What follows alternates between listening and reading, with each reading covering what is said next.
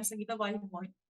I am a hobby gardener and also create organic awareness for some time through my initiative called Green State.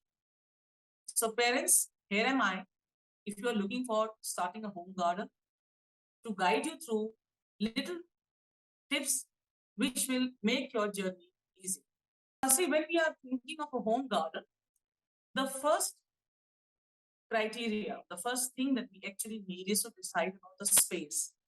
And as urban gardeners, as urbanites, we always have this constraint of space, small houses, mainly apartment living. So space is always a constraint. So first is a physical constraint of space. And then the major criteria when we decide about the garden is the light conditions. Weather and climatic conditions in every city are going to vary. But when we decide about the space, a well-lit space with some hours of sunlight are a mandatory thing that we need for a garden. So that's how we decide this location within our house, which is a nice, well-lit place and which has maybe some sunlight during the day, if not the whole day, but some sunlight during the day. Then comes the materials. What kind of materials we could require? Actually, when we talk about, I always, practice natural gardening. So when it comes to natural gardening, we don't need too much. We can actually come down to a zero budget kind of farming, gardening, which does not require too much of materials. All you need is, if you have a patch, then you don't actually need pots also. So if you don't have a patch, you are in an apartment. So what you're basically going to need is a few pots, some manure, of course, some soil, and a few plants. Now, if this is not available, or if you want to really cut down on budget on this also, these also can be replaced. Rather than investing in pots, you could actually recycle any containers that come home, the plastic containers, the cans or boxes or buckets, those can be easily used.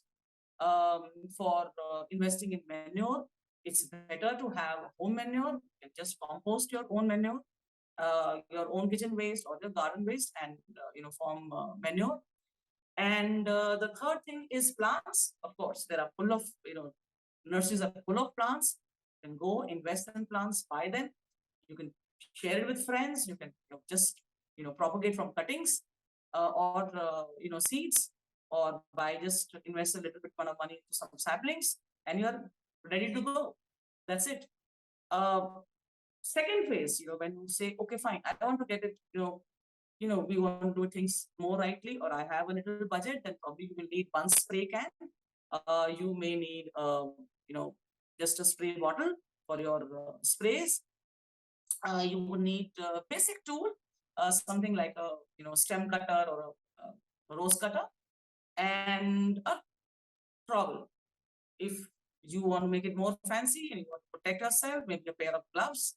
That's all. You have ready to go. I mean, you don't need much. But these are all optional. The last things that I said, they're all optional. You may or may not have. See, if I don't have a trowel, I can just use you can use a kitchen wooden spoon. That also works fine.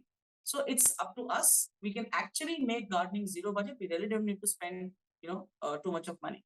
I make a very, very easy soil mix.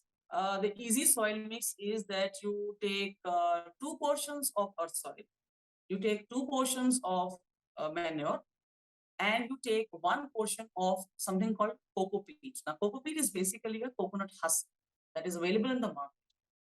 That also has a choice. If you don't want to do that, you can just add a few dry leaves to your mix, and this is the basic ratio. Now, to make it a little better and more porous, you could add a few pieces of charcoal.